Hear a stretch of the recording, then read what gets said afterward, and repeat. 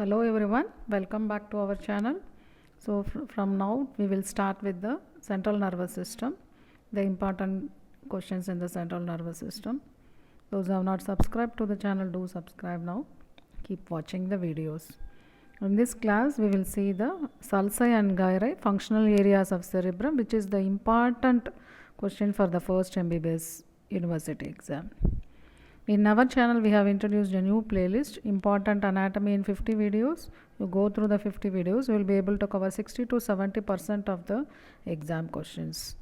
So do subscribe now, keep watching the videos. Now we will start with the sulci and gyri and also the functional areas of the cerebrum. The cerebral hemispheres are separated from each other by this median longitudinal fissure. Each hemisphere presents three surfaces, three borders and three poles. So we will learn one by one. Functionally, if you see, these are the depressions called sulci and elevations called gyri. The sulci may be limiting, axial and operculated. Limiting, what is limiting? That one classification. In between the two functional areas, it will be called limiting. Example, central sulcus. We will learn what is central sulcus. Then another one is axial, in the middle of a functional area, that is axial. Example, calcarine sulcus, it is in the middle of the visual area. Operculated, containing many functional areas in its walls, lips and floor, that will be called lunate sulcus.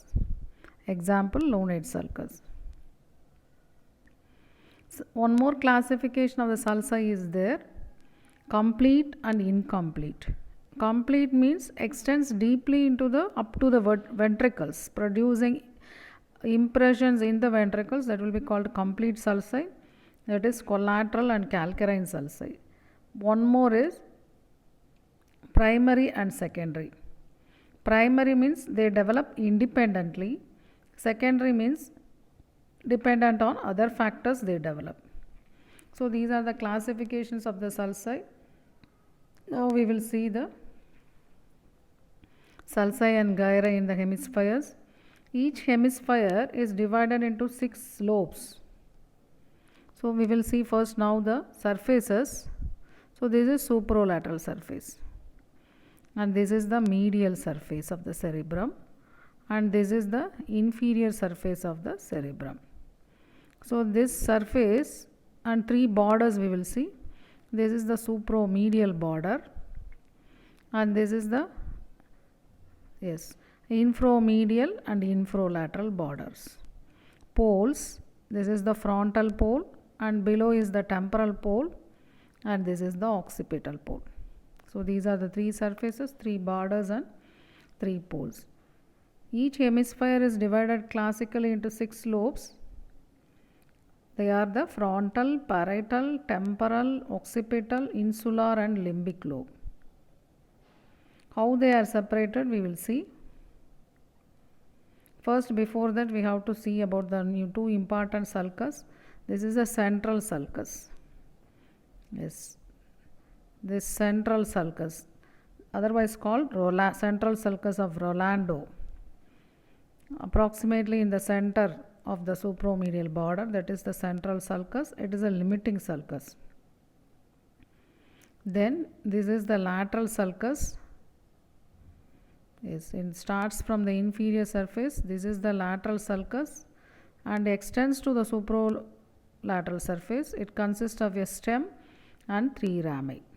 So that is the central and lateral sulcus. Now we will see the central sulcus. Central sulcus begins at the supromedial margin. Yes, this is the central sulcus, begins at the supromedial margin, slightly behind the midpoint between the frontal and occipital poles, passes sinuously downward and forward, making an angle of 70 degrees with the median plane. Lateral sulcus of Sylvius. As I have told already, stem is situated on the inferior surface, extends forward and laterally from the anterior perforated substance. So where it starts, it is called anterior perforated substance to the infromedial margin, infrolateral margin, and extends to the supralateral surface, where it divides into 3 rami: anterior horizontal, ascending rami, and posterior rami. So the continuation is called posterior ramus. Other 2 rami will be the, you can see, anterior horizontal and ascending ramus. So these two sulci are very important in this cerebrum. Now we will see the other sulcus, calcarine sulcus. Calcarine sulcus cuts the occipital pole, cuts the supromedial margin of the, yes, calcarine sulcus cuts the occipital pole. Before that, parieto-occipital sulcus cuts the supromedial margin, yes, about 5 centimeter in front of the occipital pole. So that will be the parieto-occipital sulcus, 5 centimeter in front of the occipital pole. Just opposite to the parieto-occipital sulcus will be called the pre-occipital notch in the infrolateral margin. So now you have to divide this cerebral hemispheres into lobes.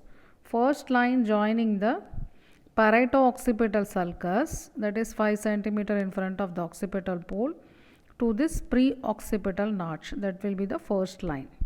So that separates the occipital lobe from the remaining parts of the cerebrum. Second is, you have to draw the line joining the lateral sulcus to the first line we have. So this is the lateral sulcus, it is not meeting this imaginary line. So you have to draw the another imaginary line to meet this first line, then that will be the 2 lines we are drawing. First line joining the parieto-occipital sulcus and the pre-occipital notch. Another line joining the lateral sulcus to the first line. So now the part behind the first line will be the occipital lobe. The part below this lateral sulcus will be the temporal lobe. Part behind the central sulcus will be the parietal lobe. And the part in front of the central sulcus will be the frontal lobe. Then what is insular lobe? If you remove this cortex around the lateral sulcus, a pyramidal shaped submerged cortex will be at the path of the lateral sulcus, that is called insula. That is situated at the bottom of the stem and posterior ramus of the sulcus. Insula is visualized when you remove the opercula of the lateral sulcus. It is a submerged cortex. So it may be asked as short notes. Insula, it is situated deep to this lateral sulcus. Now we will see the sulci and gyri in the frontal lobe first. So what is that frontal lobe? Is part in front of the central sulcus. So it's in front of central sulcus you are seeing one more sulcus, that is the precentral sulcus. So that is precentral sulcus. Then precentral gyrus is in between the precentral sulcus and the central sulcus. If you see the remaining part of this frontal lobe, there are 2 transverse sulci. They are called superior and inferior frontal sulci. So that it will be dividing this frontal lobe into 3 gyri: superior, middle, and inferior frontal gyri. So that is simple now. Frontal lobe we have completed. Now we will see the parietal lobe. Parietal lobe, you can see behind the central sulcus, you can see the post-central sulcus. So that will be the post-central gyrus in between these 2. Then intraparietal sulcus is in the middle of this parietal lobe, dividing this parietal lobe into superior and inferior parietal lobule. This inferior parietal lobule presents the supramarginal and angular gyri around the upturned ends of the lateral and superior temporal sulci respectively.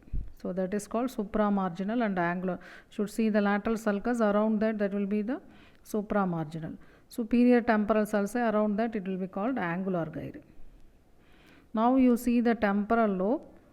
Two sulci are clearly seen. They are the superior and inferior temporal sulci, dividing this temporal lobe into three gyri: superior temporal gyri, middle temporal gyri, and inferior temporal gyri. Now we are seeing the occipital lobe. Yes, occipital lobe, we have the lateral occipital sulcus divides this lobe into superior and inferior occipital gyri. Lunate sulcus is situated just outside the occipital pole. You can see this moon shape, that is the lunate sulcus. Calcarine sulcus cuts the occipital pole, we have told already. So in between this gyrus descendants between the lunate and the superior and inferior occipital gyri. So we have completed the sulci and gyri on the four frontal lobe, parietal lobe, temporal lobe and occipital lobes of the superolateral surface. Now we will see the medial surface. So this question may be asked, sulci and gyri on the superolateral surface or medial surface may be asked in the theory, or in the practicals you will be given the brain and you will be asked. Now medial surface of the cerebrum, you can see the white matter, that is the corpus callosum. Just surrounding this corpus callosum, what is that sulcus you are seeing is the cingulate sulcus, callosal sulcus. Outside the callosal sulcus, then you are seeing the cingulate sulcus. So that is the cingulate sulcus, callosal sulcus, cingulate sulcus. In between these two will be the cingulate gyrus.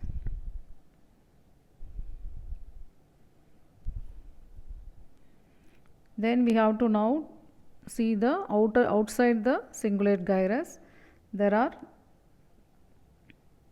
sulci, you have learnt already here, just 5 centimeter in front of the occipital pole, that is the parieto-occipital sulci. Then calcarine sulcus cutting the occipital pole. Then you have to see the central sulcus, that is also running in the medial surface. So that is, now we will see what are the outside the cingulate gyrus. There are 5 gyri from front to back. Yes, this is the front to back medial frontal gyrus, paracentral lobule.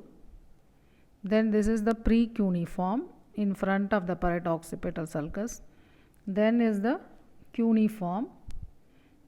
So that is the precuneiform, precuneus, cuneus, and then from front to back we will again tell medial frontal gyrus, paracentral lobule, precuneus, cuneus and the lingual gyrus. So 6 gyri are present in the medial surface. One is cingulate gyrus, outside the cingulate gyrus 5. Now we will see the sulci and gyri on the inferior surface. Olfactory sulcus, just in par with the olfactory bulb and the olfactory tract, olfactory sulcus. The elongated area medial to the olfactory sulcus is called gyrus rectus. So this is the gyrus rectus where the olfactory bulb is situated. Rest of the part is divided by the H-shaped sulcus into 4 orbital gyri: anterior, posterior and medial, lateral orbital gyri. So this is the inferior surface. So this is the orbital part which is resting, that front part is called orbital part, which is resting on the roof of the orbit.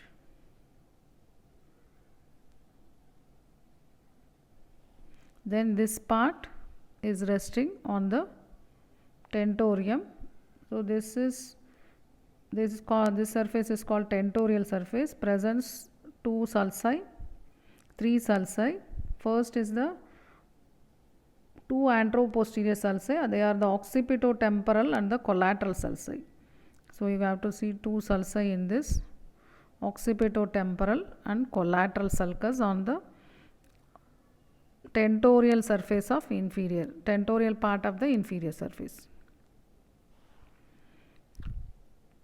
These sulci divide this surface into 3 gyri: lateral and medial occipitotemporal and parahippocampal gyri. So we have completed the sulci and gyri on the 3 surfaces: superolateral surface, medial surface and inferior surface. I hope you should have understood this clearly. Functional areas we will see in the next class. Then with the next topic in the central nervous system we will see in the next class. Those who have not subscribed to the channel, do subscribe now. Keep watching the videos. Thank you.